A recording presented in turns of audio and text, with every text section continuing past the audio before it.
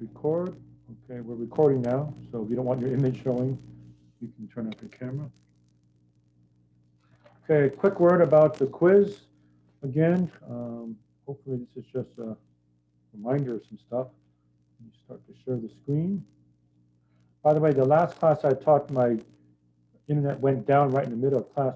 So if that ever happens in the middle of class and my internet goes down and I just kind of disappear, hang in there, don't leave yet. I try to reconnect. It takes me a few minutes to reconnect, and then after that I'm okay. But don't just automatically say, oh, the teacher left, I'm going to cut out of class. Don't do that. Hang in there. I'll try to get back on. Such is life and the way we're teaching now, right? Okay, most everybody was okay on the quiz. There's some things I do want to emphasize for the quiz. Okay, put your first and last name and first and last name of everybody else in your group.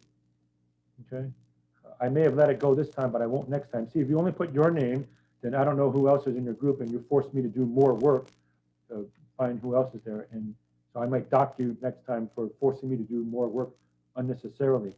All right, I mean, there's already 45 of you, and so you're making me do extra work if that happens. Okay, so again, your object. I don't think I really have to go over the quiz because you all pretty much got it. And here are the answers, but I don't think you need it.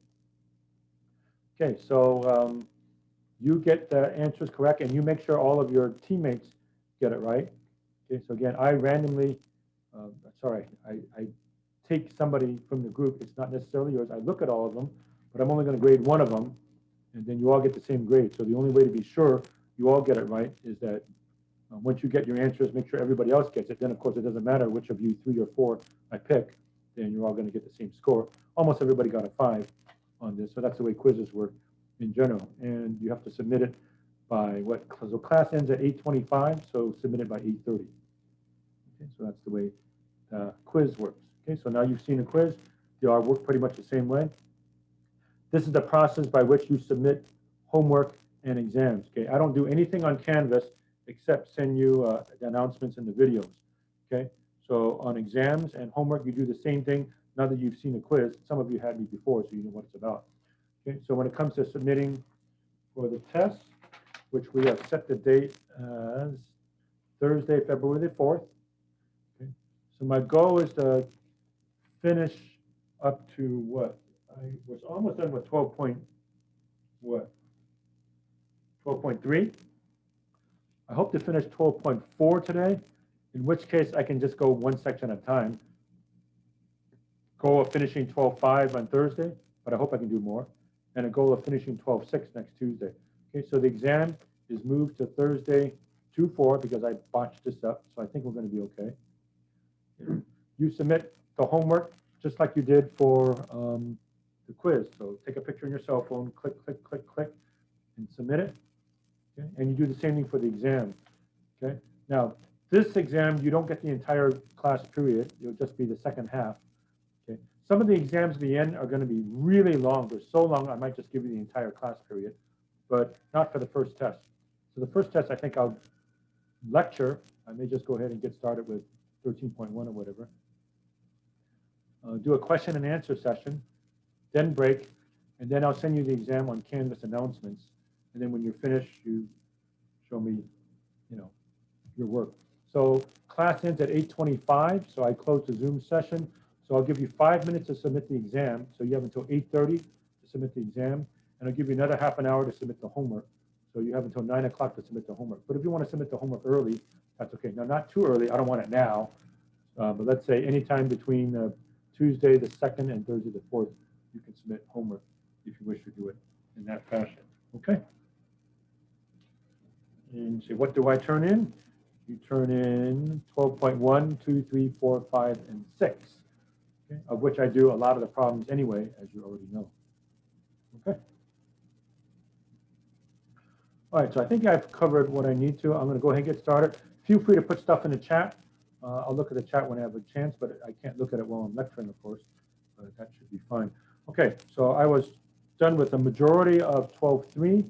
I'm going to aim to knock off 12.3 and 12.4 today. So if I can knock off 12.4, then again, 12.5 next time, 12.6 on Tuesday, and then we have the exam next Thursday, the 4th of February. Okay. So here we go. Oh, people trying to add. I will make my decision after today for people trying to add. So people that are trying to add, you no longer have to do the daily homework. Okay. By the next class period, look in your class add request. I will either accept it, in which case, if I accept it, process it as soon as possible. By the way, if I say yes, it doesn't mean you're automatically in. You have to still go ahead and add the class. And then I'll just send everything through Canvas announcements. But right now, if you're not in the class, you don't get any Canvas announcements because you're not officially in the class. Or I will tell you, no, you cannot be in the class, in which case you don't have to show up anymore. Okay? So things that I will look for, again, are, of course, your attendance. I will look at your original wait list position. Okay, there was an original wait list. Okay, so the higher up you are on the wait list, the better chance you are. I will look at your submission of the homework and on time. Okay, some of you did not turn in the homework, or some of you submitted the homework late. Okay, that might go against you. So I'll just say quickly, if you showed up and on time, that works in your favor. If you didn't, that works against you. The higher up on the original wait list, I had my original wait list. The higher up you are, the higher the chance you are of getting into class. And the submission of the homework. Okay, if you submitted both of the homeworks and on time, you have a higher chance of getting in. If you did not submit the homework and on time, you have a lower chance of getting in. Okay, so don't bother doing any more of the homework. By Thursday, you will know. I will reply, you either got in which case reply, add the class right away, or I'll say, no, you're not getting into class, then you don't have to show up anymore. Okay, so that is that. Okay, so I think it's finally time to do some math. Okay, so problem at the end. So problem 23A on 12.3. Get to that.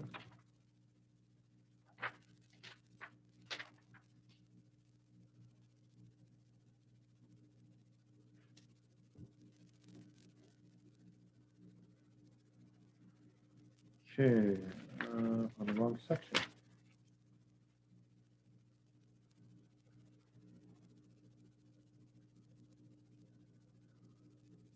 All right, so last time I did 21.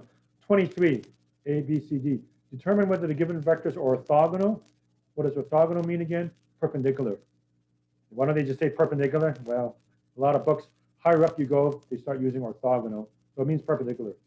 Or are they parallel or neither? Okay, so if they're orthogonal, their dot product is 0. Parallel, okay? Two vectors are parallel if one is a scalar multiple of the other. Okay, so if I line up two vectors, okay, or they might be going opposite directions. Okay, if one is a multiple of the other, so if I can multiply one of the vectors by 2 or -5 or something like that, then they're going to be parallel. Otherwise, it's neither. Okay, so I'll show you one of each case. So 23A, the vectors A, 9, 3, and -2, 6. Okay. And again, when they show it to me like this, you don't have to wonder, is it 2-dimensional or 3-dimensional? Okay. There's only 2 components, that's 2-dimensional. If they give you 3 components, it's automatically 3-dimensional. Okay. So, during an exam or quiz, if you ask, hey, is this a 2-dimensional or 3-dimensional vector, you should know, right? Look at how many components there are. This is 2D, this is 3D, this is 3D, right? All right, so A and B. I'll take the dot product, A dot B. So 9 times -2 is -18. 3 times 6 is 18. Add them up, you get 0. So the answer is orthogonal. B, take the dot product. So A is 4, 5, -2. B is 3, -1, 5. So A dot B, remember the way the dot product works? Put it on your cheat sheet if you wish. Remember, you get to have one formula sheet, 8.5 by 11, double-sided. Put any formulas you want. So A dot B is 4 times 3 is 12. 5 times -1 is -5. -2 times 5 is -10. 12 minus 5 minus 10 is not 0. So they're not orthogonal. Okay. And A is not a scalar multiple of B. In other words, you can't multiply this number by something to get this. There's no real number that I can multiply by to get that. So the answer would be neither. Okay. And let me show you a case where one is a scalar multiple of the other. Okay. So C, A is negative 8i plus 12j plus 4k. B is 6i minus 9j minus 3k. Okay, if you look very carefully, one is a scalar multiple of the other, which means you can multiply one of the vectors by the other, by a constant to get the other. So if I multiply vector B by negative 4/3, in other words, negative 4/3 of 6 is negative 8, negative 4/3 of negative 9 is 12, negative 4/3 times negative 3 is 4. So I can multiply one vector by a non-zero constant to get the other. Okay? So that means they're going to be parallel. Okay? So in this case, one's going this way, one going this way, one's a little bit, bigger than the other in magnitude, but that means they're going to be parallel. Okay, so that's how you do that one. Okay. All right, so that was 23, and I'll raise it up again for focusing purposes. Again, I don't have a focus button on my document camera, so all I can do is raise it up, but only temporarily because the book is heavy. And if you really need it, you can look at the video later in case I'm going too fast for showing you this. Okay. And 27, please. 27, find a unit vector. Do you remember what is a unit vector? Vector of magnitude 1 that is orthogonal, perpendicular, to both I plus j and I plus k. Okay, so how do you do that? Put the book down because it's too heavy. All right, so I'm going to call the vector v, which has components a, b, c. Okay. They said I plus j, which in angle braces is 1, 1, 0. I plus k is 1, 0, 1. Okay. All right, so what I'm going to do is take the dot product of v and I plus j and set it equal to 0 because it says it's going to be orthogonal perpendicular to it. Okay. So I'm going to go a, b, c dotted with 1, 1, 0. Okay, so a, b, c dot 1, 1, 0. A times 1 is a, b times 1 is b, c times 0 is 0. So a plus b, set it equal to 0. Okay. Then I do the same thing with the vector v dotted with I plus k, 1, 0, 1. So I take the dot product of a, b, c with 1, 0, 1. Okay. A times 1 is a, b times 0 is 0, c times 1 is c, a plus c is 0. So I have these two equations that I need to solve. So I just find any a, b, and c that makes this true. Easy way to do it is arbitrarily let a be 1. Okay. If a is 1, that forces b to be negative 1 and c also to be negative 1. Okay. So the vector v is 1, negative 1, negative 1. Okay. And if you double check, if you dot 1, negative 1, negative 1 with 1, 1, 0, you get 0. And if you take the dot product of 1, negative 1, negative 1 with 1, 0, 1, you also get 0. Okay. But it asks for a unit vector. So remember how to make a unit vector? You take the vector and divide it by its magnitude or norm or length. Okay, so 1, negative 1, negative 1 divided by the square root of 1 squared is 1 plus negative 1 squared is 1 and negative 1 squared is 1. Okay, so 1, negative 1, negative 1 over radical 3 is a unit vector. And you could also use the unit vector going in the opposite direction. Okay, so you could have one going this way and have the other one going this way, right? So I just take the opposite vector, which means just take the opposite of all these. So negative 1, 1, 1 over radical 3 would also work. Okay, so here are two unit vectors, okay, that are both orthogonal to I plus j and I plus k. Okay, so that's the answer to that one. All right, and then 29, and then I was going to be done. Okay, in fact, I'm just going to Mark this off now. Okay, so 12.3, 3 to 29, and then I'm going to get started with 12.4. Okay, so 29. 29, find the acute angle between the lines. 2x minus y equals 3, 3x plus y equals 7. Okay, so those are two lines. They're going to touch somewhere. Find the angle between them, the acute angle. There's actually going to be two angles, right? But you want the acute, the one that's less than 90 degrees. Okay. 2x minus y equals 3, 3x plus y equals 7. First, I want to find out where they touch. So where do they intersect? I solve by addition. If I add this to 3x plus y equals 7, y's drop out.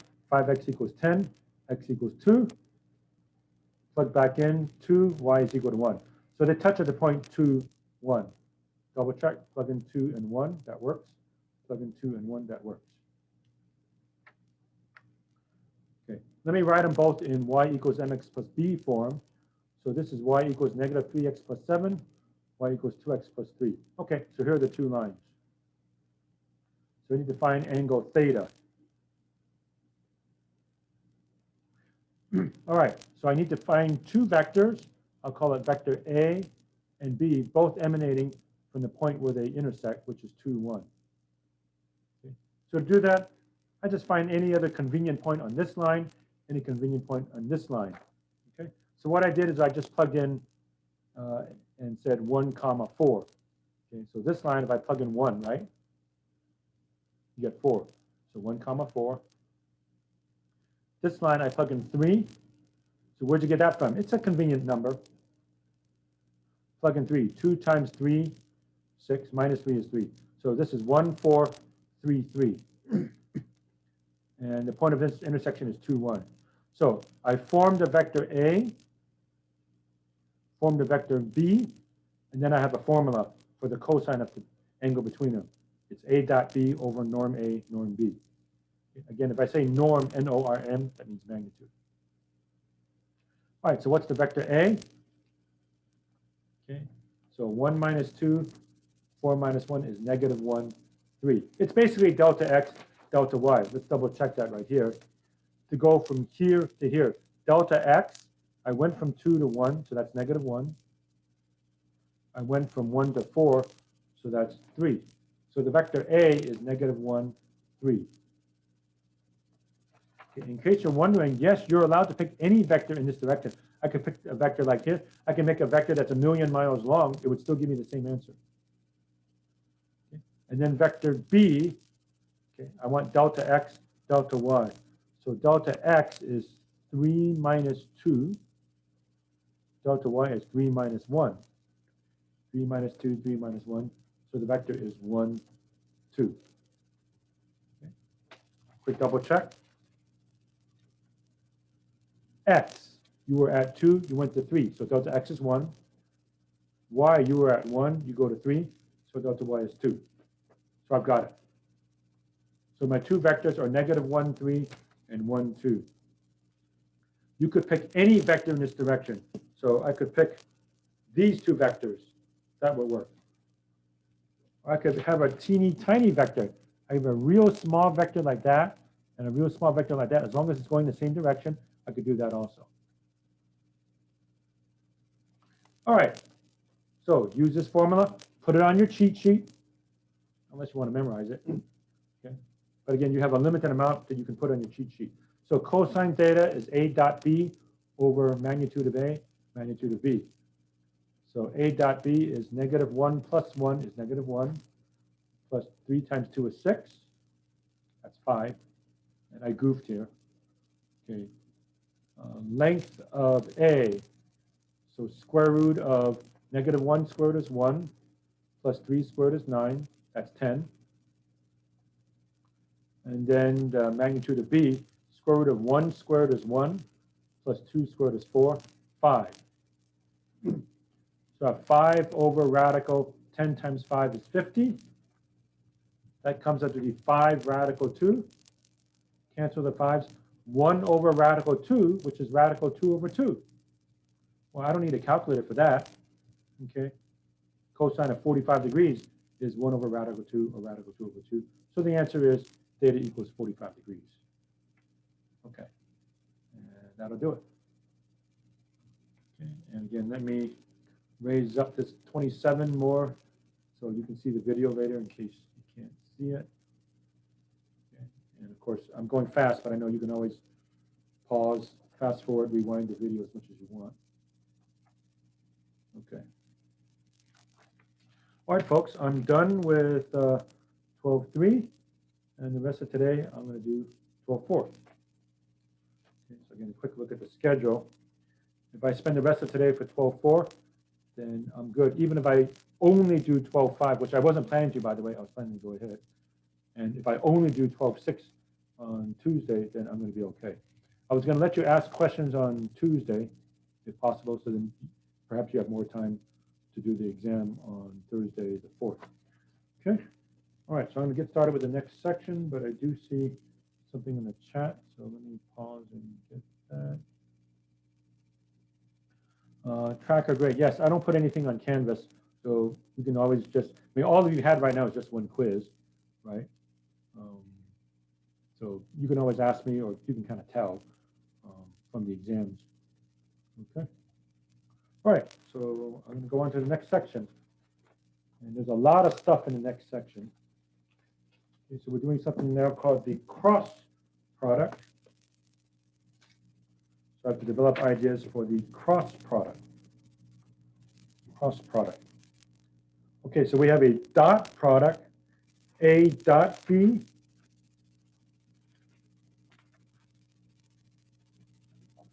Right.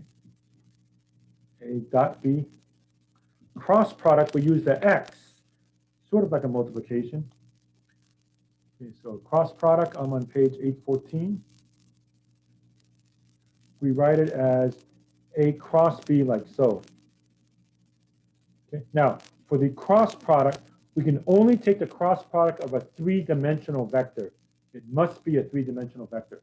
So there's no such thing as a cross product for 2 dimensions, although I guess you could force it, but you can make the Z component 0. Now, this is a formal definition of the cross product. I don't want you to use it. Repeat, don't use that. Okay, so if you use the definition that you see there, I'm not going to accept it. Okay, so you have to do it by means of determinants. Okay, and I think you've all done determinants before, but if not, I'll have to spend time talking about determinants. Okay, so cross product, A cross B. Again, for vectors, I'm going to write it with a little arrow on top. Mr. Stewart writes it bold, but I don't have time to make it bold. Okay, so cross product. So what is a cross product? So I have to do a great big timeout and talk about a determinant. Okay, so 2 by 2 determinants. Okay, it looks like absolute value, but you know you're not doing absolute value because there's 4 numbers there. And there's going to be 9 numbers here, or 9 items here, I should say. So to do a 2-dimensional determinant, it's a real number. It's AD minus BC. Okay. I think you've heard of that before, but if not, put it on your cheat sheet. Let me raise it up. So you go A times B minus B times C. It comes out to be a real number. By the way, it's allowed to be negative. So even though you're using the same symbol as absolute value, okay, it doesn't have to be positive. It can be positive, negative, or 0. Okay, so AD minus BC. So look at the example right here. Sorry, I can't point it out. But 2, 1, negative 6, 4. So you go 2 times 4 minus negative 1, minus 1 times negative 6. That's a double negative, so that comes out to be 14. Okay, so to do a 2 by 2 determinant, by the way, these are always squares. Okay, you go that times that minus that times that. Okay, so that's a determinant of order 2, or you can say 2 by 2. Okay. All right, so that's how you do a 2 by 2. You say that wasn't enough examples. Don't worry, you got a lot of examples of 2 by 2 once I talk about the 3 by 3. Okay, so 3 by 3. So look at number 5. A1, A2, A3, B1, B2, B3, C1, C2, C3. Okay, I got to put the book down. It's too heavy. Okay, what you do is you take out the top row, A1, A2, A3, they become coefficients. But there's a sign alteration to it. Okay, so ignore the 2 by 2s right now. Ignore that and that and that. Okay, look at A1, A2, A3. You put down A1, but the opposite of A2, and then you keep A3. And by the way, A1, A2, and A3 themselves might be positive or negative. Okay, but this really means keep this sign, change this sign, keep this sign. Okay, so the top row, A1, A2, A3, they become coefficients of 2 by 2s. Okay, so put down A1 minus A2 plus A3. Okay, and then you notice after that, you have 2 by 2 determinants, and we already know how to do 2 by 2 determinants, right? So we now have a definition of a 3 by 3 determinant. Okay, so in other words, take the top row again, A1, A2, A3. You go A1, which means keep its sign, minus A2, change that sign, keep the sign for A3. Then I have to put 4 numbers here, here, and here. Okay. So how do I get the 4 numbers? So here's the way you do it. Okay. So look at A1. Block out A1's row and column, and you see B2, B3, C2, C3. Look at A2. Block out A2's row and column, and you see B1, B3, C1, C3. And then for A3, block out A3's row and column, and you see B1, B2, C1, C2. And there we go.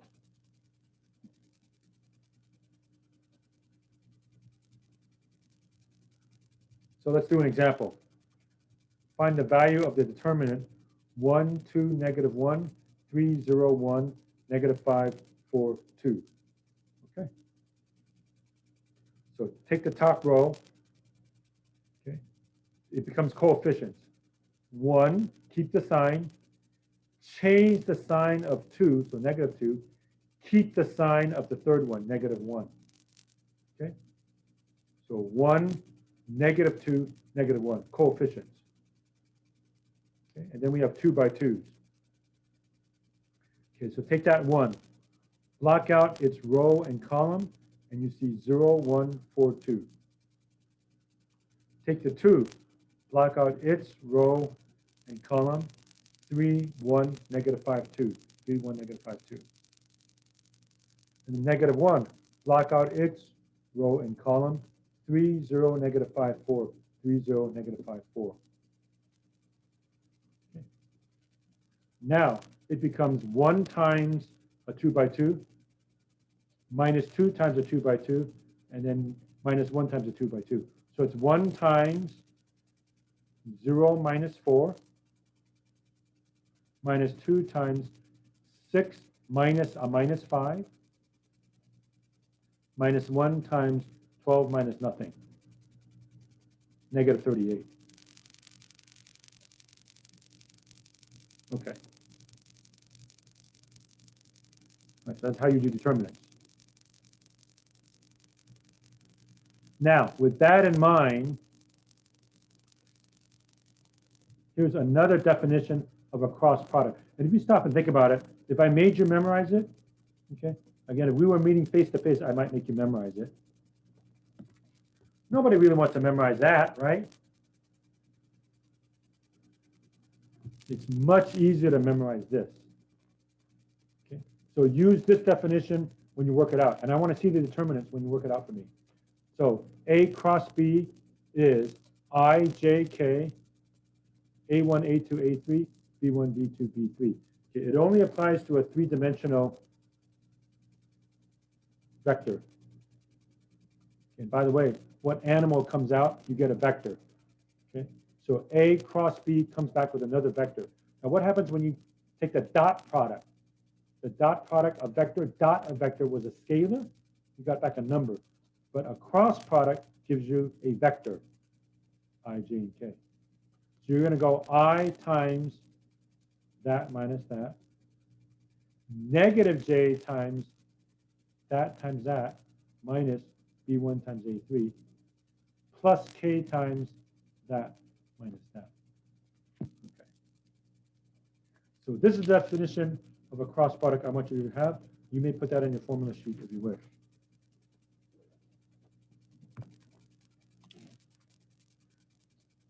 Example. A is 1, 3, 4. B is 2, 7, negative 5. So A cross B. The top row automatically put I, J, K. Second row, put the components of A, 1, 3, 4. Then last row, components of B, 2, 7, negative 5. So notice it's automatically positive I minus J plus K. Okay.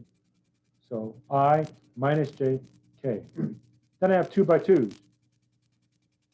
What's the 2 by 2 for I? Block out I's row and column. I see 3, 4, 7, negative 5.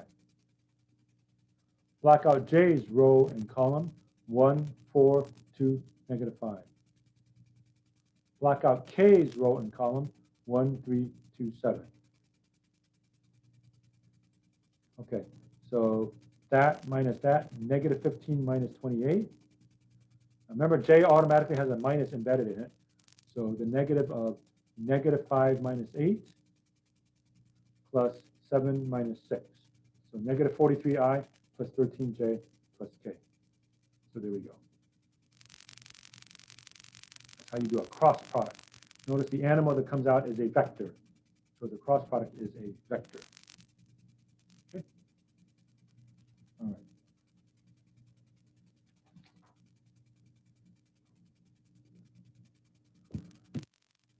Okay, so let me see what I can get started with. 12.4, 1 to 7 odd, 13, and so on. Okay, let's try to look at some of this.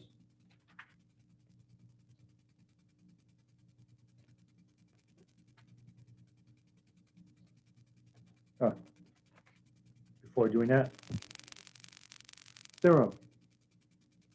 So what's so good about this cross product thing?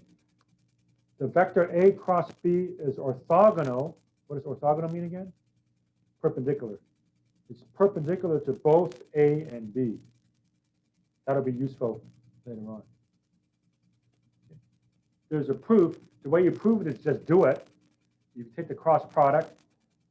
If you take the cross product and dot, like this one, if you take that dot the first vector, you get 0. And if you dot the second vector, you also get 0.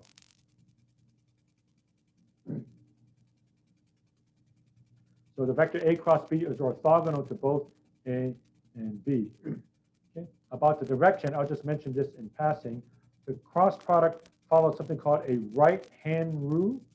Okay. And what is a right-hand rule? Okay. So if you look at figure 1, if you take your right hand and you start from A and move in the direction of B, then your thumb points in the direction of the cross product.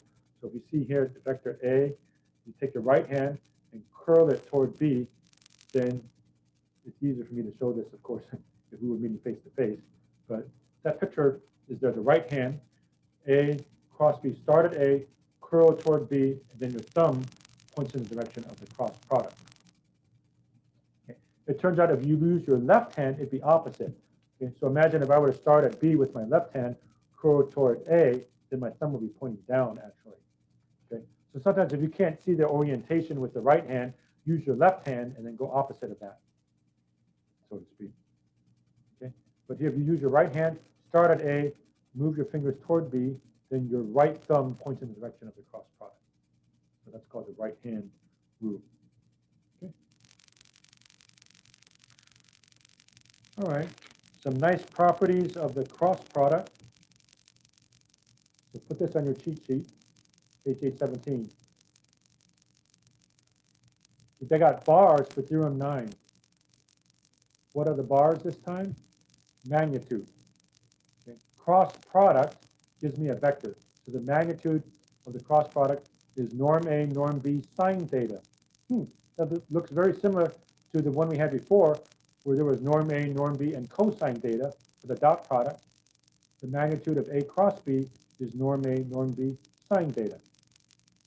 Okay, put that in your cheat sheet. There's a proof. I won't go over the proof to save time, but you can look at it if you want. And here's a corollary. Two non-zero vectors A and B are parallel if and only if their cross product is, and please notice it's the zero vector. Notice it's bold. Okay. Now we already know that that means one is a scalar multiple of the other. So if you have one vector that's a scalar multiple of the other, you take the cross product, you end up with zero. So A cross B is the zero vector. Notice. Okay, more stuff.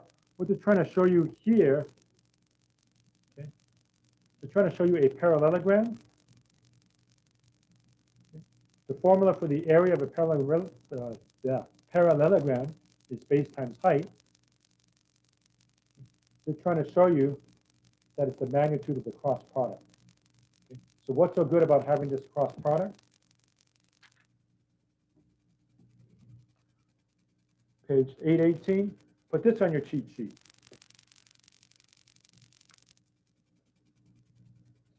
The length of the cross product, A cross B, is equal to the area of the parallelogram determined by vectors A and B. Very nice property. Okay. So if you have two vectors, remember these vectors can be in space. They form a parallelogram. What's the area of the parallelogram? It's the magnitude of the cross product. Very nice. I'm sorry, I can't hold it up anymore. The book's heavy. But you can look at the text. Put that on your cheat sheet if you want. So what's so good about having this cross product? Okay. Number one, it gives you a vector that's perpendicular to both of them. Okay. So here's A, here's B. Okay. This vector is perpendicular, to A, also perpendicular to B. And then A and B determine a parallelogram, right? What's the area of the parallelogram? It's the magnitude of the cross product. Remember, we're in space, okay? So you could have two vectors in space somewhere. It forms a parallelogram. What's the area? This thing. Okay. All right, more interesting stuff. Okay. You don't have to memorize that. You don't have to put it. It's just interesting. I cross J is K, J cross K is I, and so on. Okay. J cross I is negative K, K cross J is negative I cross K is negative J. To prove it, you can just do it. Okay. So for instance, there would be IJK. I is what? 1, 0, 0. J is 0, 1, 0. If you just do it, it comes out. Okay, and here are some properties of the cross product. Okay. So do I have to memorize it? No. Okay. In my opinion, you don't have to know any of them, except the first one is a big one. A cross B is the negative of B cross A. So it's not commutative, it's what's called anti-commutative. Okay. So if you do A cross B and B cross A, you get opposite vectors. Okay. So one's going to go this way, and the other is going to go the other way. Okay. And if you stop and think about it, it's, the right-hand rule. Okay. So if I go A toward B, then your thumb would point one way. But if we go B toward A, I can't show it to you with my right hand, but if I show you with my left hand, if I curl B toward A, my left thumb points the same way, which means if I would use the right-hand rule, it would point down. So A cross B and B cross A are opposites of each other, number one. Okay, what time is it? Okay. More rules, as if that wasn't enough. A triple product, something called a scalar triple product. If you have three vectors in space, A, B, and C. Okay, see the three vectors? A, B, and C. They form something called a parallel pipet. Here's the word parallelepiped. Think of it as a box, but it might be tilted. Okay, see the vectors A, B, and C? So you have three vectors in space. Okay, 1, 2, 3, all emanating from the same point. It's easier if I showed it to you if we were meeting face to face. Okay, but you can imagine, take these three vectors and extend it out to form a box, although it's a crooked box. Now, if they all met at right angles, right, we would have a box that we're familiar with, right? Something like that. But it might be crooked, like this one. So you have a crooked box. So what's neat is you can find the volume of that crooked box. So we have something called the scalar triple product A dot B cross C. A dot B cross C. A1, A2, A3, B1, B2, B3, C1, C2, C3. Just put the components of A, components of B, components of C. And we now know how to do a three-dimensional, a 3x3 determinant. Okay. The volume turns out to be the magnitude of that triple product. Okay. Very nice. And by the way, if you're thinking about what is this now, let's think about this. B cross C, that's a vector. A is a vector. What is vector dot vector? Vector dot vector is a scalar number, which means what do these bars mean? Absolute value. So this time, this is absolute value.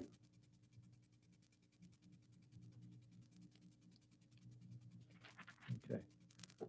So one more theorem, and then we can start doing problems. Okay. You should be happy you didn't have to memorize all this stuff. There's a lot of stuff here. The volume of the parallelepiped crooked box determined by the vectors A, B, and C. So you have three vectors in space, right? 1, 2, and 3. 1, 2, 3. They all might be crooked. Okay. You get a funny looking box. The volume is the absolute value of the scalar triple product, A dot B cross C. Okay. So you find this determinant, and if it comes out negative, then the volume is positive. Okay, so there's a lot of stuff here. It's almost 7 o'clock. Okay, so let me just quickly go over a review of everything you can put down on your cheat sheet. Definition of cross product, do not, I repeat, do not use this. If you go straight to this, I won't accept it. You must use this version down here, number 7. A cross B is IJK, A1, A2, A3, B1, B2, B3. I'll show you lots of examples of that. What's so good about it? Page 816. A cross B is orthogonal, perpendicular to both A and B. There's a good example there. Put that in your cheat sheet if you want. So look at A and B.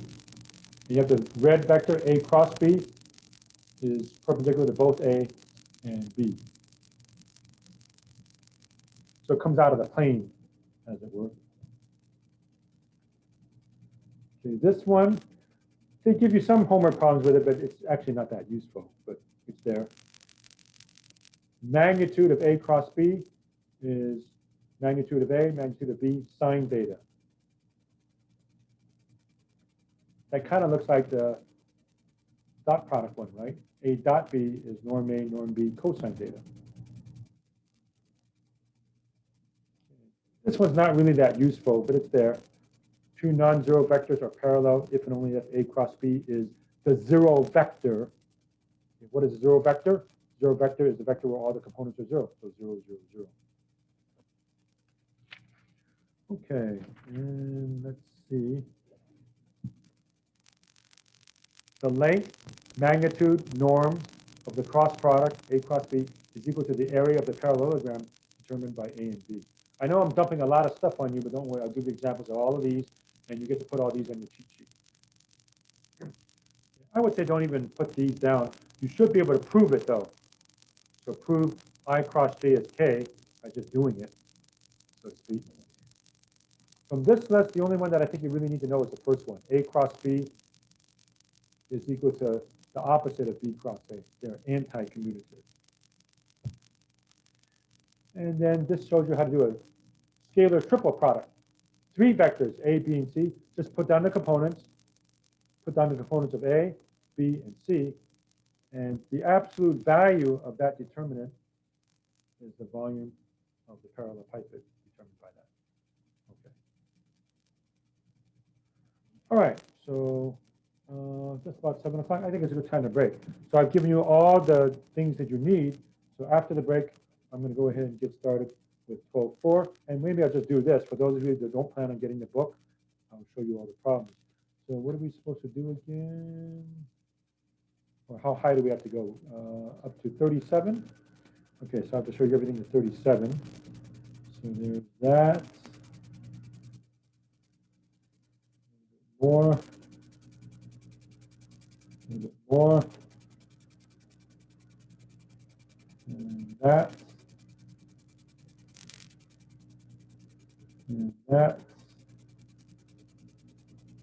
There's some proofs. Find the area, okay. Find a non-zero vector orthogonal, okay, so we know how to do that now. Okay, next page. How far do we have to go again? 37. 33, 35, 37. There we go. Okay. All right, so break time. So after the break, we'll do some problems from this. Okay, so stop the share. We're still recording. Okay, 7 o'clock. About 7:15. Okay, start up again at 7:15. All right.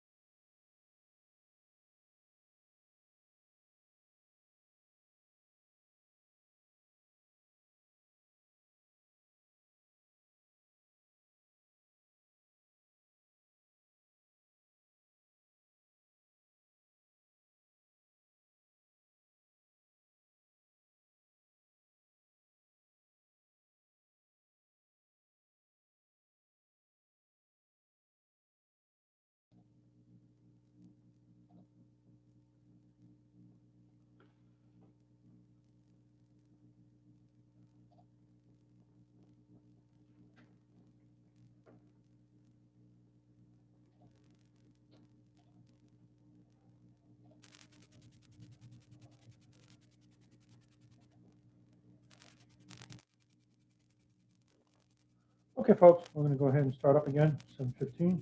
All right, so I'll just do a bunch of these problems here, right?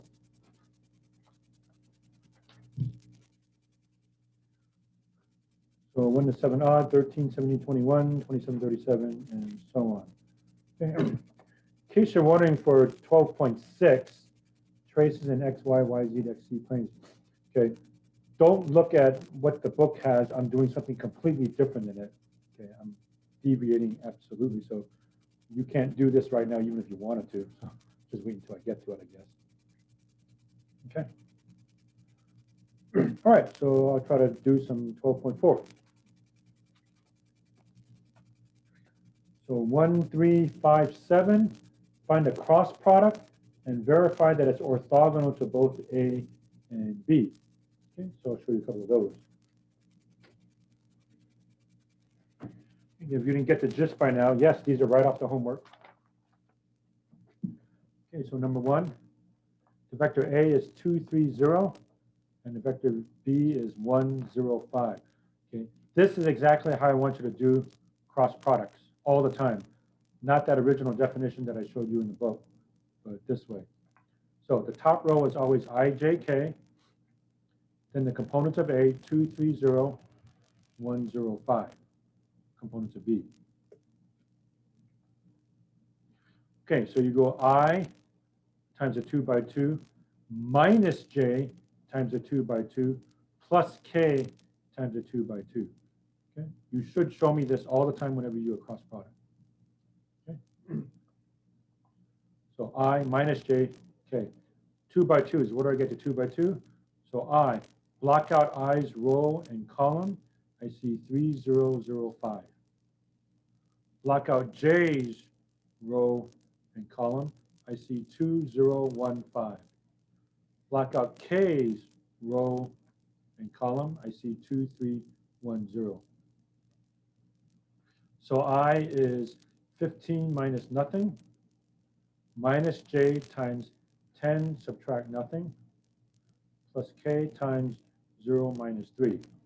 Okay, and then going back to my more comfortable angle braces, 15, negative 10, negative 3. That's the cross product. Now, show that it's orthogonal to both A and B. That means if I take the cross product and dot it with A, I should get 0, right? If two vectors have a dot product of 0, they're perpendicular. And I take a dot product with B, I should also get 0. Okay, so let's just show that. So A cross B, 15, negative 10, negative 3. I dotted with A, 2, 3, 0. So that's not too hard. 15 times 2 is 30. Negative 10 times 3 is negative 30. Negative 3 times 0 is 0. Add them up, you get 0. Okay. By the way, these two lines formally mean end of proof. You don't have to put that if you don't want to, but I like to. This is what we were trying to prove. Okay, I proved it. Dot product is 0, therefore they're perpendicular or orthogonal. Do the same thing with B. So take A cross B, 15, negative 10, negative 3, and show that it's perpendicular to 1, 0, 5.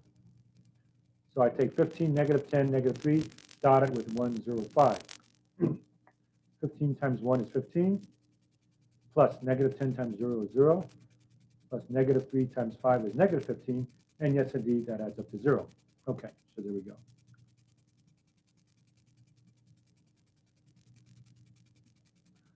Okay, number 3 and number 5 are very much similar. So 3, 5, well, they write it with I, J, K, but you know, you can change I, J, K to those angle braces. 7 is a little bit different. They got letters there. How do you do it if you have letters? Well, you just do it. So they don't have numbers, they just have letters. Do it. So T1, 1 over T, T squared, 1. So A is T1, 1 over T. B is T squared, 1. So just do it. So A cross B is I, J, K. Components of A, T1, 1 over T. Components of B, T squared, 1. Okay. So you go I minus J plus K. It's always that way. Positive I minus J, positive K. Okay, I block out i's, row and column. You have 1 over t, t squared 1. Minus j, block out j's row and column, t, 1 over t, t squared 1. K, block out k's row and column, t, 1, t squared, t squared. So I is that minus that. So 1 times 1 is 1, minus t squared times 1 over t is t. So 1 minus t. Minus j times t minus t. T squared times 1 over t is t. So 0. That's nice. And k is t times t squared, which is t cubed, minus t squared. Okay, so the vector is 1 minus t, 0, and t cubed minus t squared. Now for the orthogonality part. Okay, so if I take this thing and dot it with either the original A or the original B, I should get 0, which would then prove that they're orthogonal, perpendicular. Okay, so A cross B dot A. So A cross B, this thing, dotted with the original A. So here we are. 1 minus t, 0, t cubed minus t squared, dot t, 1, 1 over t. And the nice thing about lining up like this, instead of writing it that way, I wanted to go this way so you can see, oh yeah, multiply that, multiply that, multiply that, add it up. Okay, so what's this times this? T minus t squared.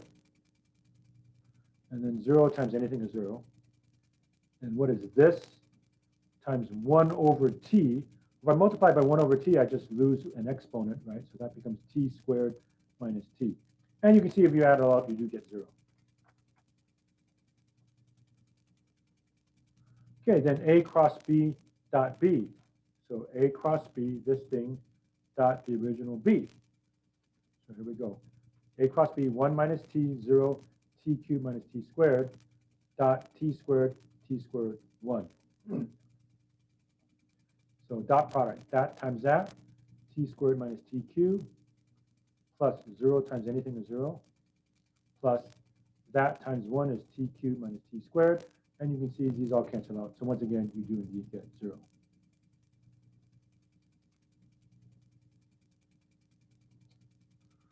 Okay, so there we go.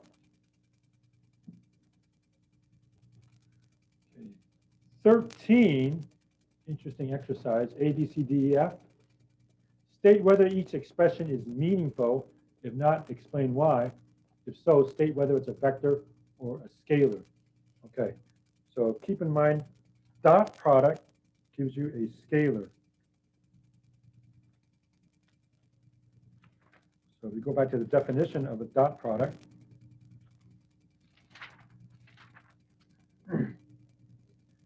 A dot B, you get a scalar, it's a number. A cross B is a vector. Well, let me find the right page here.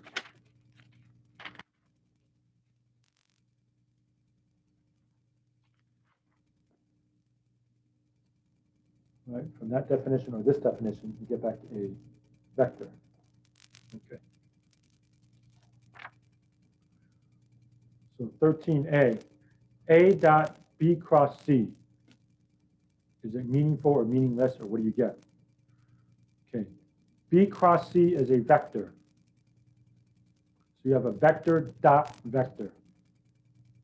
What's a vector dot vector? Scalar.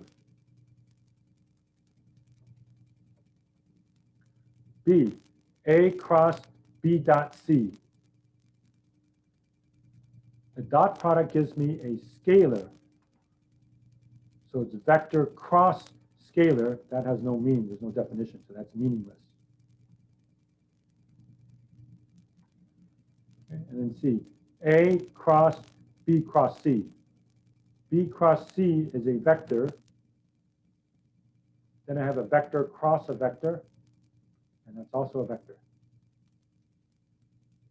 Okay, so I'll give you one example of each.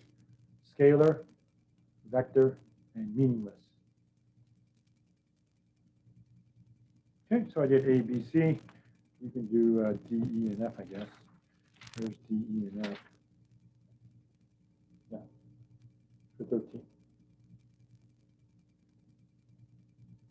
Okay, I wasn't going to do 15 because if I do 15, you don't have any other that's like it, except maybe 14. There's just one tricky thing about 15. Okay, look at the vectors U and V. The arrow of one is the tail of the other. So for 15, what you have to do is think of moving this vector U up to here. And if you move it up to here, now what's the angle between them? 60 degrees, right? So that's the hint for that one.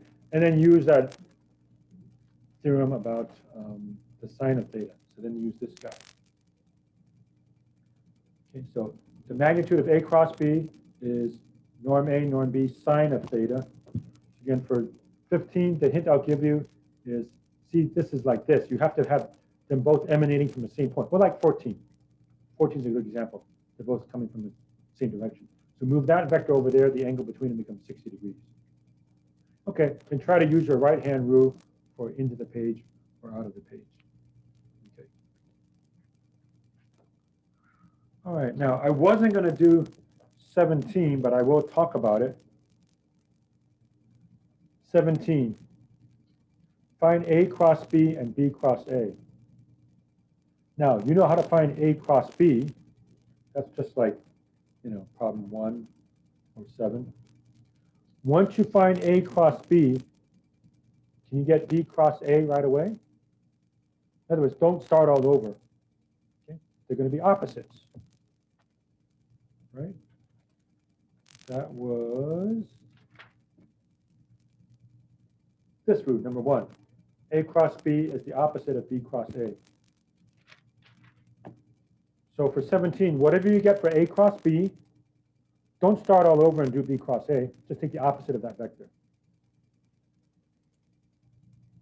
Okay. All right, 19. Find 2 unit vectors orthogonal to both 3, 2, 1 and negative 1, 1, 0. 2 unit vectors.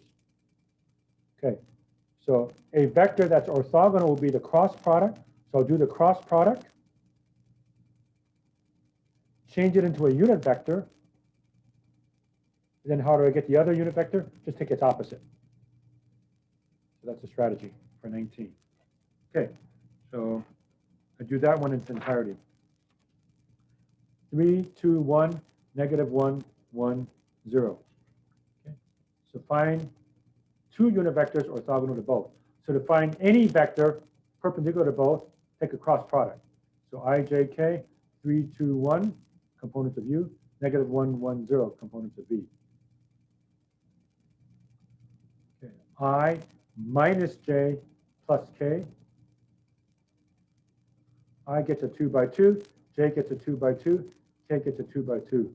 So I need 4 numbers. What are the 4 numbers for I?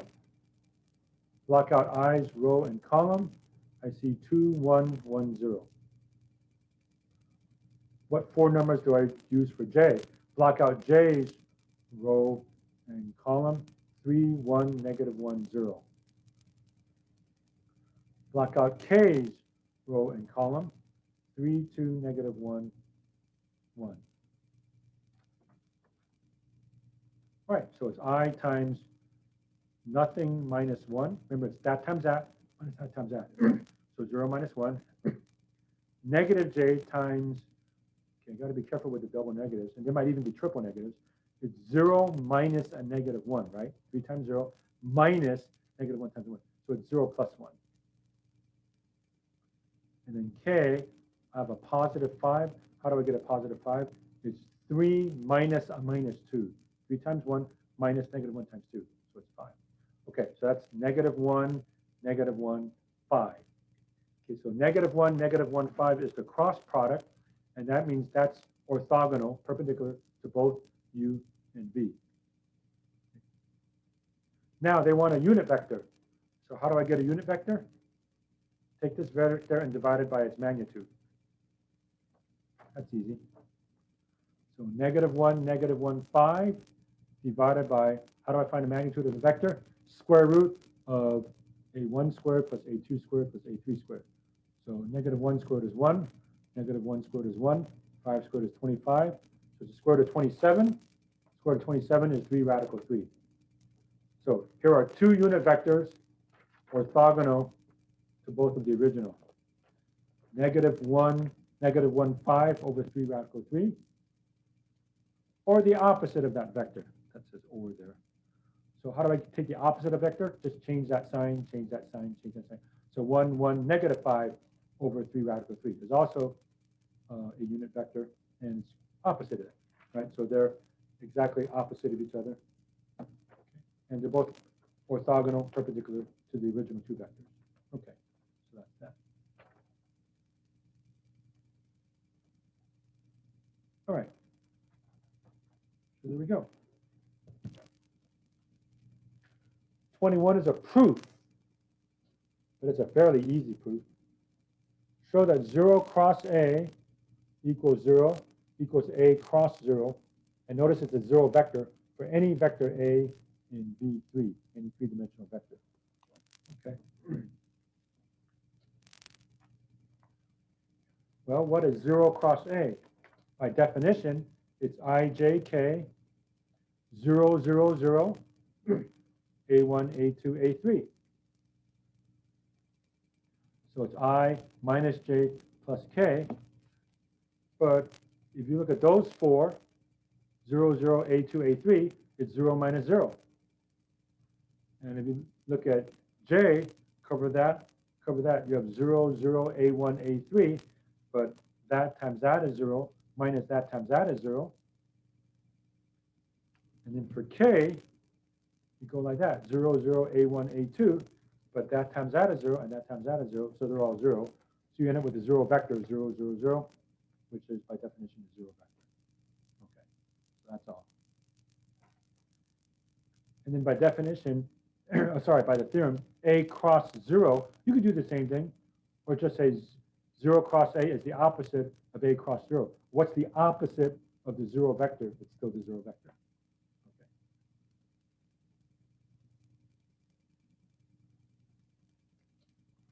All right, then we have some of these special problems at the end involving areas and volumes and stuff like that, right? So 27, please. Find the area of the parallelogram with vertices A negative 3, 0, B negative 1, 3, C 5, 2, D 3, negative 1. Okay, this is two-dimensional, but in order to form cross products, I need to make it three-dimensional. That's easy. What do you think I'm going to make for all the Z components? Or Z coordinates, I should say. Just make them all 0. So change that to negative 3, 0, 0, negative 1, 3, 0, 5, 2, 0, and 3, negative 1, 0. So it ends up looking like this. Okay, so in the book, they gave me negative 3, 0. Just put an extra 0 at the end. B was negative 1, 3. Put a 0 there, put a 0 there, put a 0 there. In other words, let Z be 0. Okay, then I form two vectors that have to emanate from the same point. Okay, so I find the vector AB and AC. There's other combinations. You could do BA with BC, right? Or you could do CD with CB, right? They'd all get the same answer. But I'll do AB and AC. So what's the vector AB? From A to B, you subtract, right? X2 minus X1, Y2 minus Y1, Z2 minus Z1. So subtract negative 1 minus a negative 3 is 2. Delta Y, 3 minus 0 is 0. Delta Z, 0 minus, well, you already know delta Z is 0 because they're all going to be zeros. So the vector AB is 2, 3, 0. Double check. How do you double check? Take negative 3. If I add 2, I get negative 1. If I start at 0 and I add 3, I'm at 3. And if I start at 0 and end up at 0, I'm 0. Do the same thing for vector AC. So from here to here. So delta X, X2 minus X1, 5 minus a negative 3 is 8. Delta Y, 2 minus 0 is 2. Delta Z, we already know it's 0. and a double check, from A to C. Careful, going from A to C is not the same as going from C to A, right?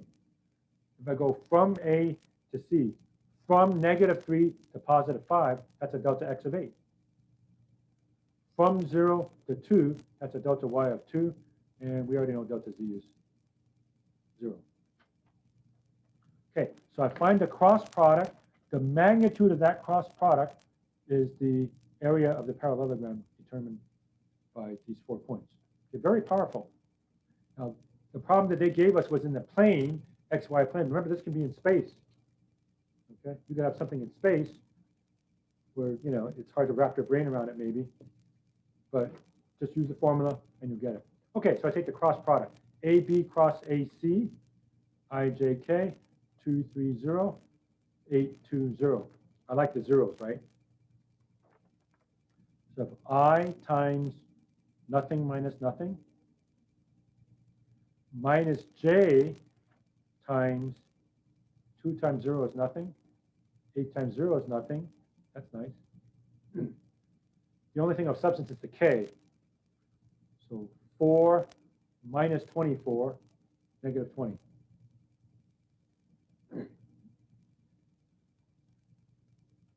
Okay, that's the answer to this problem right here, but I'll dig a little deeper. If you stop and think about it, if your two vectors are already in the plane, let's say the xy plane, okay, the plane of the paper, this paper is the xy plane. Okay, so I have two vectors like that and like that. Okay, these two vectors. What's a vector perpendicular to both of them?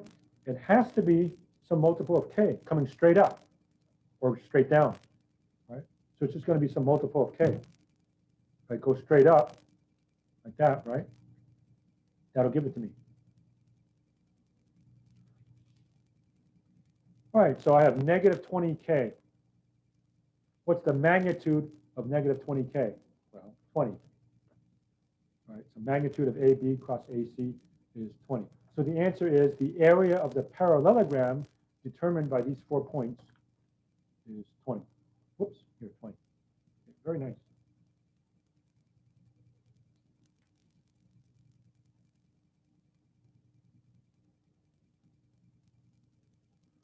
Okay, 29, please. You have 3 points in space. Find a non-zero vector orthogonal to the plane through the points P, Q, and R, and find the area of the triangle PQR. Okay. So you have 3 points in space now. They form a triangle. I don't know if you can visualize it. I'm just arbitrary. 1 point here, 1 point here, 1 point here. You have a 3-dimensional triangle, right? It forms a plane. Take that triangle and extend it all the way out, and you got a plane, right? Now, we're used to the standard XY plane, but your plane could be crooked now, right? Your plane might look like this, or like this, or like this, or like this. Okay? We've got so used to the XY plane, right, or the plane of the paper, but now in 3D, you can have a whole bunch of different planes, right? Might be like that, and like that. But if they give you 3 points in space, okay, point here, point here, point here, you can imagine a triangle there, right? And so there we go. And then we're trying to find the area of the triangle. Well, we have a formula to find the area of the parallelogram. Okay, so we get the parallelogram and just take half of that and you find the area of the triangle.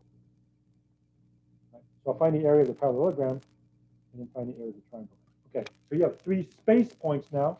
The 3 space points, I was going to show you which one, 29, are 101, P, Q, negative 213, and R, 425.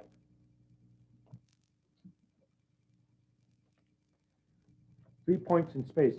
The nice thing I like about this stuff is you say, I can't visualize it, I can't see it in my brain and all this stuff. You don't have to, okay? You can just plug it into the formulas, and there you go. Very useful, especially when you're doing 3-dimensional objects or you're putting stuff into space, like outer space in 3 dimensions. See, I can't visualize. I'm used to 2-dimensional stuff, right? I can see 2-dimensional stuff like parabolas and circles and ellipses, and I'm getting into 3 dimensions. I can't see it. Okay? You don't have to see it in some sense to work out the problem. Okay, so I'm going to find the vectors PQ and PR. I could have done QP and QR, or RQ and RP, okay, they just have to emanate from the same point. Okay, so I did PQ and PR. So vector PQ, delta X, delta Y, delta Z. So -2 minus 1 is -3. 1 minus nothing is 1. 3 minus 1 is 2. Okay. So from P to Q, delta X, delta Y, delta Z. Double check. 1 minus 3 is -2, so delta X is -3. 0 plus 1 is 1. And delta Z is 2. 1 plus 2 is 3. Do the same thing with PR. So from P to R, from 1 to 4, delta X is 3. Delta Y, from 0 to 2 is 2. And delta Z, 1 to 5 is 4. Okay. Or just subtract, 4 minus 1, 2 minus nothing, 5 minus 1. Take the cross product. So PQ cross PR, IJK, -3, 1, 2, 3, 2, 4. So I minus J plus K. Let me raise that up again a little bit. And there, so this is on the video. Because remember, it's always I minus J plus K. So I, cover this up, 1, 2, 2, 4. J, cover this up, -3, 2, 3, 4. And K, -3, 1, 3, 2. Okay, so I, 4 minus 4, 0. Minus J times, let's see, -12 minus 6, right? -3 times 4 is -12. Subtract 6, so -18. And then K is -6 minus 3, -9. Don't forget that has a negative already in it. So 0, 18, -9. All right. So the area of the parallelogram determined by the vectors PQ, PR, and QR, okay, is this, the magnitude of 0, 18, -9. But in the original question, it asked for the area of the triangle, so I just take half of that. So the area is 1/2 magnitude of 0, 18, -9. So 1/2 square root of 0 squared plus 18 squared plus 9 squared. I got lazy with the -9, but -9 squared is the same as 9 squared. Okay, I did a little trick here because I didn't feel like multiplying this back out. There's a common factor of 9 squared here, isn't it? Okay. And put 9 squared, 2 squared plus 1. It actually makes it work a little bit easier. If you're not sure about that, multiply this back out. 9 squared times 2 squared, 9 times 9 times 2 times 2 is 18 squared. And then there's 1. And the square root of 9 squared is 9, so little trick.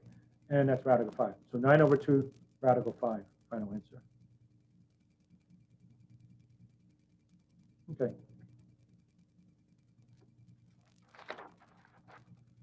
Okay, then we're almost done. 33. Find the volume of the parallel pipet determined by the vectors A, B, and C. 1, 2, 3, -1, 1, 2, 2, 1, 4. Okay. So that's where I do the scalar triple product thing.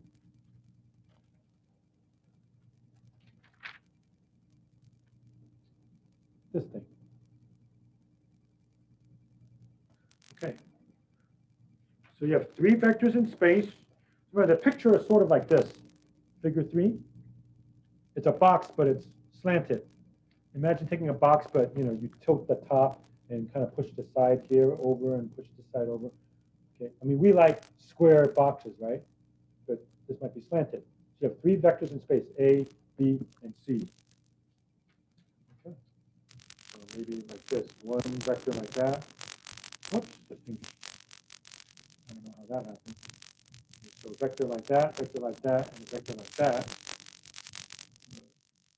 I hope my computer or internet isn't freaking out on me. Go back to sharing the screen.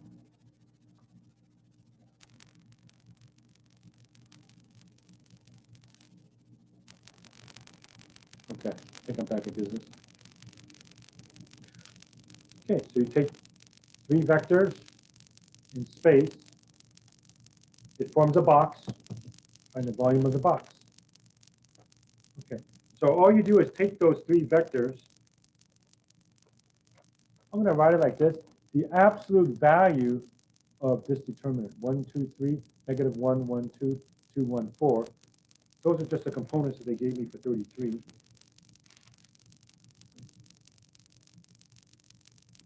One, 2, 3, negative 1, 1, 2, 2, 1, 4, problem 33. I'm writing like this because technically you should put a bar here, but that looks too weird to me to have, you know, something which almost looks like absolute value and then put another absolute value in there. So I'm putting ABS. I want the absolute value of this quantity.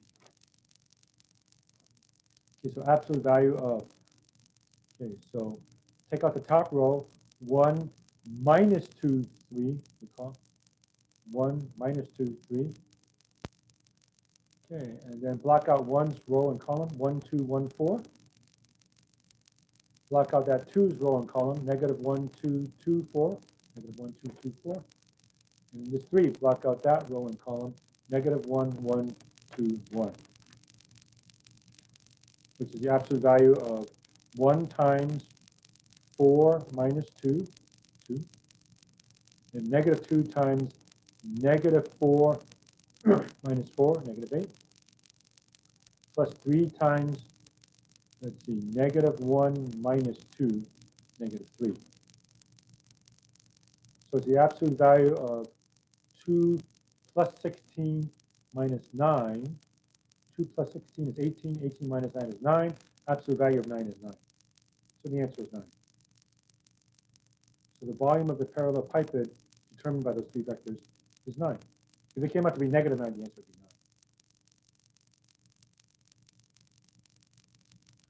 9. Okay, and 37, and then I'm done, folks. And it's not even 8 o'clock yet, so we'll probably finish early, unless you want to ask some questions. Okay, so 37. 12.5 has a lot of stuff. Okay, I'll tell you what I think I'll do. I'll finish this. I won't start any problems in 12.5, but what I'd like to do is I'll introduce 12.5, get rid of, you know, formulas and so on, and that'll just save me some time next time. All right, since it's not even 8 o'clock yet. I'll do that. So problem 37, and that's all the problems I was going to do.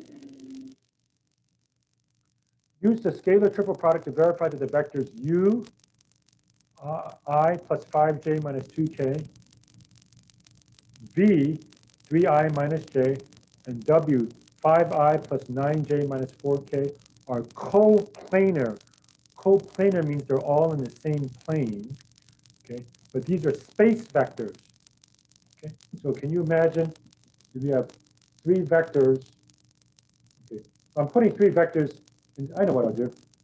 If I just put them on my table like this, right? So you know the three vectors are coplanar. Now if I just kind of pick it up and keep the same orientation but move it into space, okay? I know you can't really see it that well.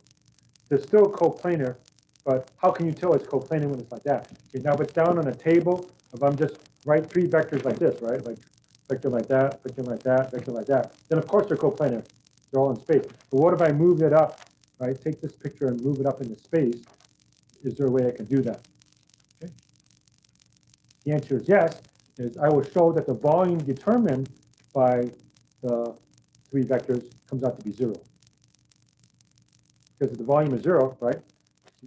What's the volume from these three vectors? Well, there's no third dimension, so it's going to be 0. Okay, so I took the three vectors, I minus 5j minus 2k, 3i minus j, 5i plus 9j minus 4, figure out the determinant, and it comes out to be 0. And see, the volume is 0, so therefore it's coplanar. That's a dot, dot, dot means therefore. Have you seen that before? Therefore. Oops. Therefore. Dot, dot, dot. Okay, so 1, 5, negative 2. 3, negative 1, 0, 5, 9, negative 4. So 1 minus 5. Remember, the second term, you always change the sign. So keep the sign, change the sign, keep the sign. So keep the 1, change 5 to negative 5, keep the negative 2. Okay, with the 1, these four numbers, negative 1, 0, 9, negative 4. The 5, block that out, block that out. I see 3, 0, 5, negative 4. And then the minus 2, cover that, cover that. I see 3, negative 1, 5, 9. Okay, so 1 times something, minus 5 times something, minus 2 times something. And what are the somethings? So the 2 by 2s are 4 minus 0, 4. Negative 12 minus 0, negative 12. And then 27 minus a minus 5, 27 plus 5, 32. 4 plus 60 minus 64 is equal to 0. All right, so the scalar triple product, just take the determinant by the 3 vectors, gives you the volume of the box.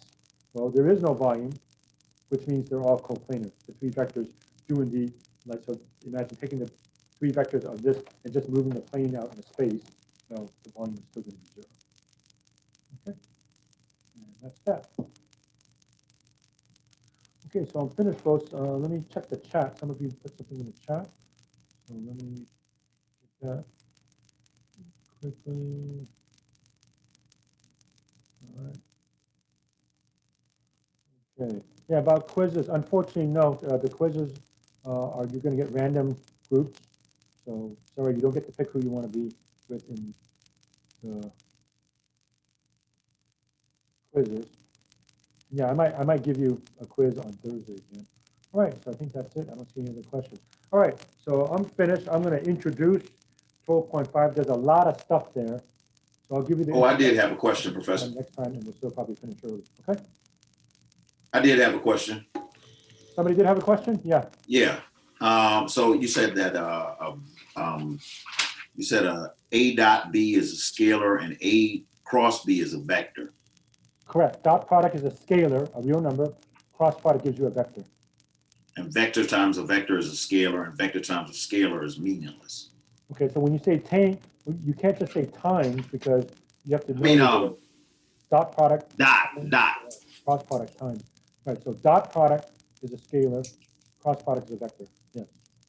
Okay. What about a scalar dot scalar? Okay, scalar dot scalar is meaningless. Okay, so both dot product and cross product apply to vectors. So vector dot vector is a scalar. Vector cross vector is a vector. So when you have either a dot product or a cross product,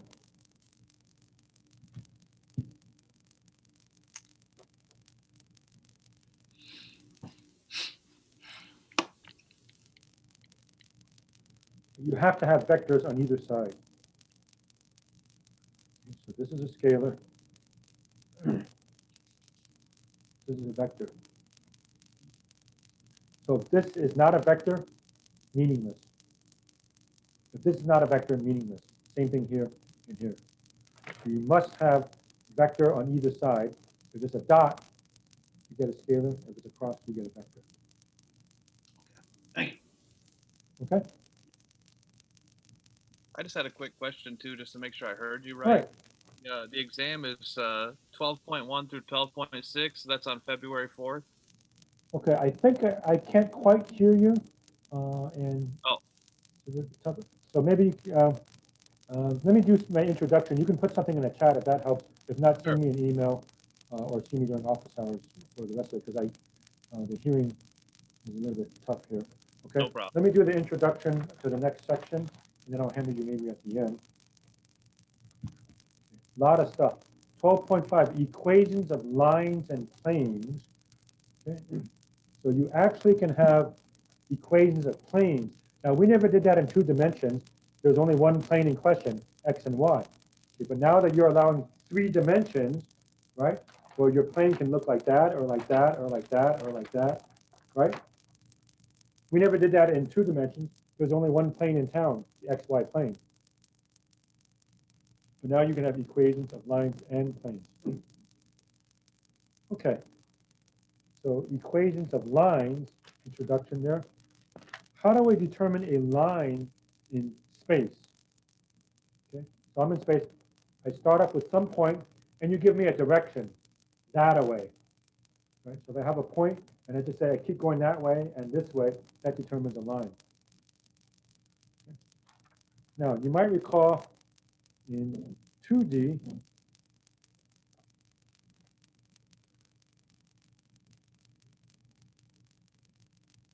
you had the point slope form, right? Which basically means you give me some point on the line and give me a direction by the slope. Okay. So x1, y1, and m, which is delta y over delta x. So you say, give me the point 3, 5, and then give me a slope, right? And that determines the line. By the way, y equals mx plus b right now is completely useless, okay? So you might remember the point slope form. When I taught Calc 1 and 2, I insisted that you know point slope form, because now in Calc 3, this is the form that you really want to use. There's really no such equivalent for slope-intercept form. So in 3D, start with a point, and then you come up with a vector, a direction. So you have a starting point, and give me a delta x, delta y, and delta z. So that's the equivalent. So here's the picture. You start off with some what's called a position vector. What is a position vector? It's a vector that starts from the origin. It's a nice reason why it's called a position vector, because if you start at the origin and your vector is, let's say, 1, 2, 3, where do you land? 1, 2, 3. Okay. So you have a starting position vector, r0, and then give me a direction, v, and multiply by a scalar. So r equals r0 plus tv. Okay. So you can put this on your formula sheet. R equals r0 plus tv. That's the vector equation of the line.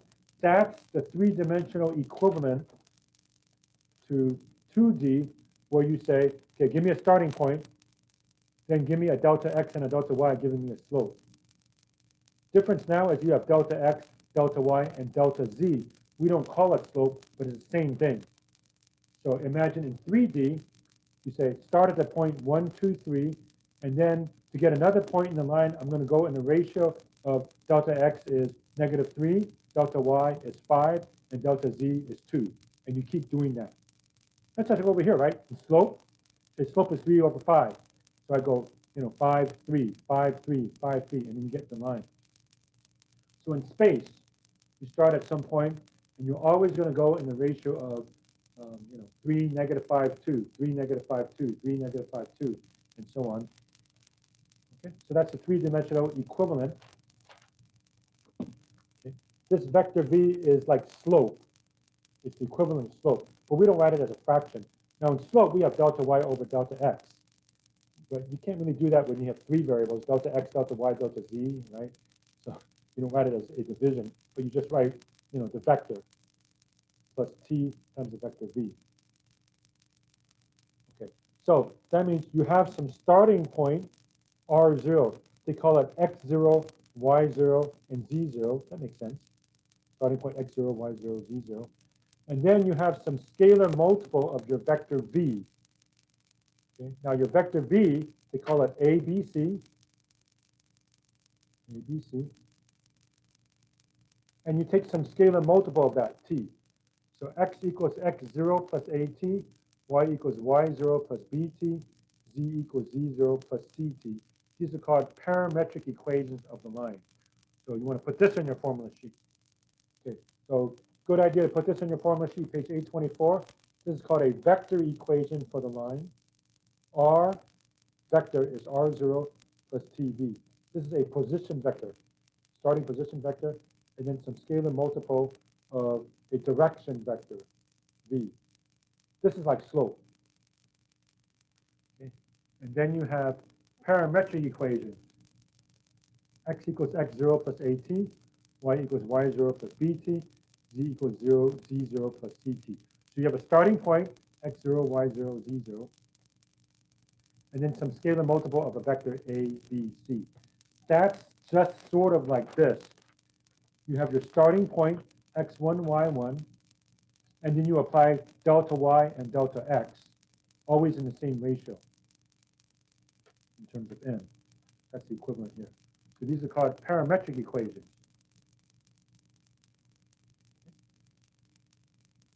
Now, can you solve each of these for t?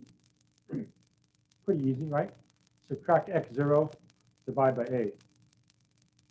Subtract y0, divide by b. Subtract z0, divide by c. They're all equal to t. That means they're all equal to each other. Page 825. Symmetric equations. So these are called symmetric equations, and I would even put this. This would help. T. They're all t. So t equals x minus x0 over a equals y minus y0 over b equals z minus z0 over c. You may notice, unlike in 2D where you can just say, give me the equation of the line, y equals mx plus b, you can't do it easily in 3 space. You have to have 3 equations, symmetric equations, right? So x minus x0 over a, y minus y0 over b, z minus z0 over c. That's what you get when you solve each of these for t.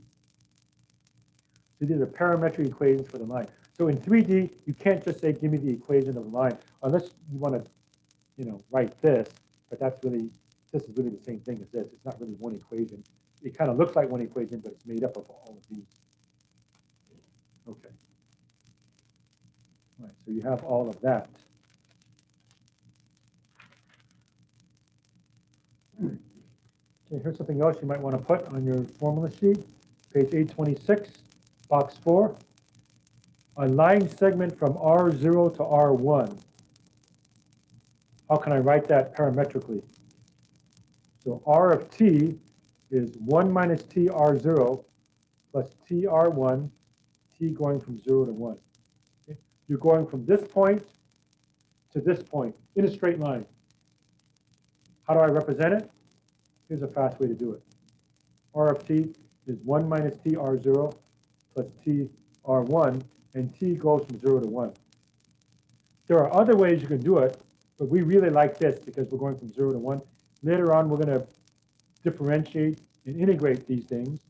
If you're going to integrate, what better way to integrate than have 0 to 1? I'll just mention quickly, what happens when you plug in 0?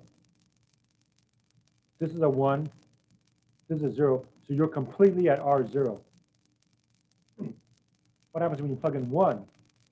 This becomes 0, this becomes 1, you're completely at R1. If you plug in a half, it's 0.5 R0, 0.5 R1, that means you're halfway. And if you put 0.25, you're 25% of the way. And if you plug in 0.75, you're 75% of the way, and so on. Okay. All right, so that's that. Okay, equations of planes. Okay, equations of planes. How do I come up with an equation of a plane? Well, one way you can think of a plane is take a look at this vector n, which is called a normal vector. Here's a point on the plane. This is perpendicular. I can represent the points in a plane as all the points that are perpendicular to n. If I draw any other point on the plane. Okay, so you're given this point. If we go like that, that's a right angle. If we go like this, it's a right angle. Okay, the picture is really like this. Okay, if I go straight up, okay, then this pen, if I go straight up, it's perpendicular to any line that I draw here, right? Like that, and like that, and like that, and like that. Okay, it's going to be at right angles, right angles to any of those. Okay, right angle means dot product.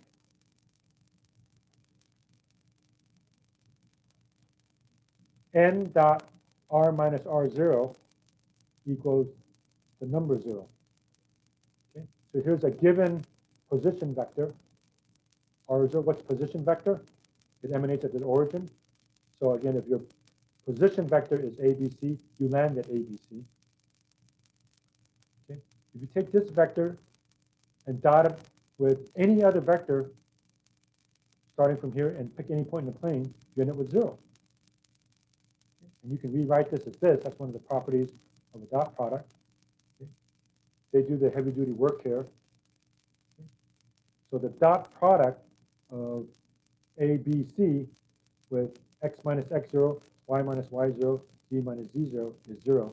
So you end up with this as a formula for an equation of a plane. Okay, so if you have a point in the plane and a normal vector ABC, here's the equation of the plane. Okay, if you have no idea what I was talking about here, that's okay. Just use this.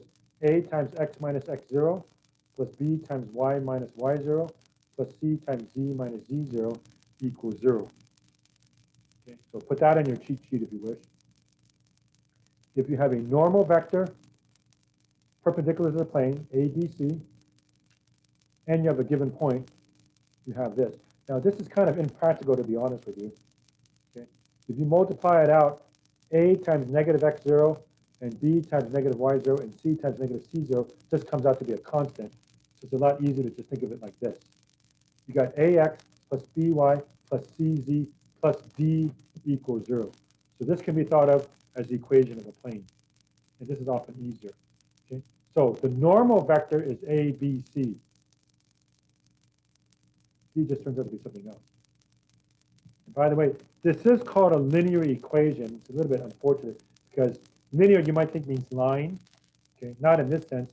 Okay, there's one mathematical definition of linear, which means there's no squares, no cubes, no fourth powers. Okay, it turns out in 2 dimensions, right? When we were doing 2 dimensions, that actually was true. That if we had AX plus BY equals C, okay, there's no squares, cubes, and so on, so that's linear. But the graph was also a line. Unfortunately, now in 3D, okay, this is called a linear equation, but the graph is not a line. It's actually a plane. Okay, and you can actually show when you have a linear equation, you actually have an object which is one dimension less than the original. Okay, so I'm digressing. So if you have just one dimension, the real number line, right? 3x equals 5. 3x equals 5, x is 5/3. You have a point which is one-dimensional. So if you started with a one-dimensional line, the solution to a linear equation is 0 dimension, a dot.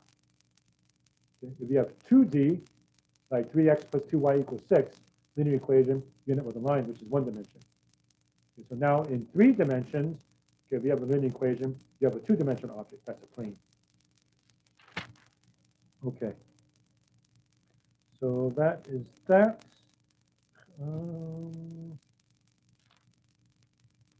There is a distance formula that I'll show you, and then I think I'll stop. And I know some of you have stuff in the chat, and we may not end up leaving early after all, but that's okay. Okay, but I do want to show you distance formula. Okay, they don't give us too many problems like this, but you know, it was there, so I have to show it to you. Distance from a point to a plane. You have a point in space. How far is it to the plane? And mind you, this picture is convenient, but remember, it might be in space. So maybe the plane is crooked. Maybe the plane is like this, and there's a dot here. How far is it coming straight across here? They go over the derivation. I won't go over it, but I'll just show it to you. And then I'll stop. Page 830. So you have a point, x1, y1, z1, and the plane is ax0 plus by0 plus cz0 plus d. Here's the distance. Absolute value of ax1 plus by1 plus cz1 plus d, all over the square root of a squared plus b squared plus c squared. Okay, so I'll show you a problem like that next time. But those are all the formulas that you're going to have. You can see there's a lot of stuff. Okay, so again, don't memorize any of this stuff. Just put it on your formula sheet. Okay, so let me rehash that. I'll take the chat and then I'll quit. Okay, so vector equation of a line, number 1 there. So-called parametric equations of a line. Symmetric equations of a line, and you should put t equals. It's basically just take all of these, solve them for t. And it looks like that.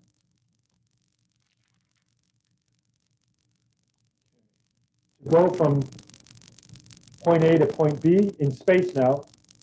Okay, line segment joining R0 to R1. Okay.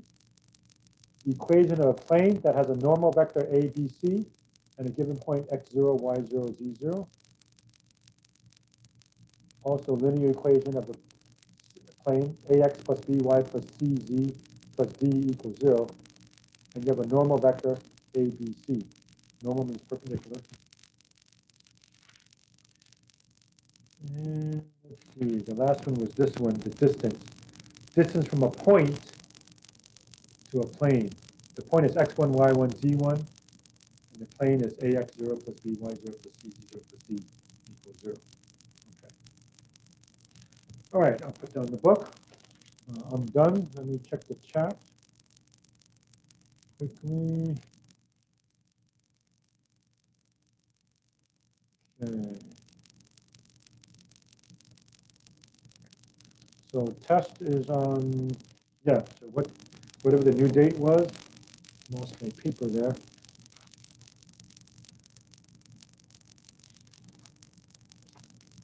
So it's on the 4th. By the way, how many questions do I usually give? I give about 10 questions. About 10 questions on each exam, roughly. And D is distance. Yeah, I think we're caught up. Okay, any last questions? Otherwise, I'll call it a day. What time is it? 8:15? Yeah, it's still okay. Any questions? If you sound out, I may not be able to hear it, so please put it in the chat. Yeah, what did we just do? We did intro to 12.5, so I haven't shown you how to do any problems with that. I'll start off with that next time, but at least with the intro, next time I don't have to go over all that. I can go straight to problems. Okay, so 12.5, again, I might give you a quiz next time also. And let's make it Tuesday. If you have questions about any of this stuff, bring it Tuesday, and maybe that way we can have more time for the test also. Okay, any other questions, please? Okay, that'll do it, folks. Those of you trying to add, I will reply to you before Thursday. You'll know whether you're in the class or not. If I accept you in the class, it's not automatic. You have to go back and enroll. So enroll immediately. You can just check Canvas announcements there. Okay. All right, that'll do it for tonight, folks. So have a good night, and we'll see you next time. Okay, bye, everybody. Good night. Thank you. Thank you. Good night. Thank you. Thank you. Bye. Thank Bye. you. Thank you.